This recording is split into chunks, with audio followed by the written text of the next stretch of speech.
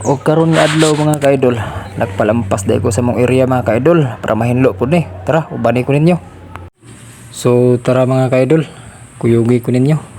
Surbiho na ko ang akong area mga ka-idol. Og tama-tama na bigyan nilang agi mga ka-idol. So ikaduha pa nila ka-adlaw karon day nga pagtrabaho mga ka-idol no. So dili kay dako ang papakyaw ni mga ka-idol. Bali duha lang sila ka tawo nagtrabaho ani. Sa tan-aw na ko mga ka-idol, dili ang kay ko kansi sa akong pagpatrabaho ani nila mga ka-idol. Kay dako na magay sila agi so sa duha ka adlaw mga ka-idol oh. So ang ako ding tanom man mga ka-idol so pagkahibalo mais, lubi og pamuwil. So bag-o ra pud narbisan og mais. So ako lang pug ipaplampasan og utro para matamnan na pud karong bulan na. Kasayang kayong mga bulan nga milabay nga di na to matamnan. Maayo na lang nga natay maharbis bulan o tulo ka bulan. So ana lang mga ka-idol no, sa nagtan-aw ni karon ani nga video, palihog lang ko like ug share ani nga video.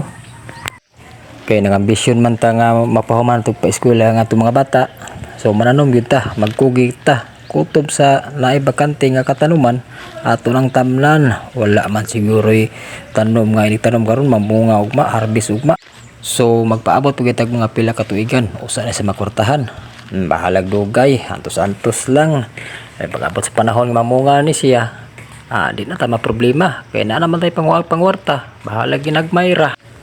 Mga sunod semana pa din ako ni sa matamnag mais mga ka-idol no. Kaya medyo dili pa makani siya masunog. Kaya medyo buhi pa ang mga nilampas nga mga sagbot. So abangin na lang ninyo ang pagtanom na mo og mais ani mga ka-idol. So diri lang sa kutob ni nga video. Ug daghang salamat sa nagtan-aw karon. Mayong adlaw niyong tanan.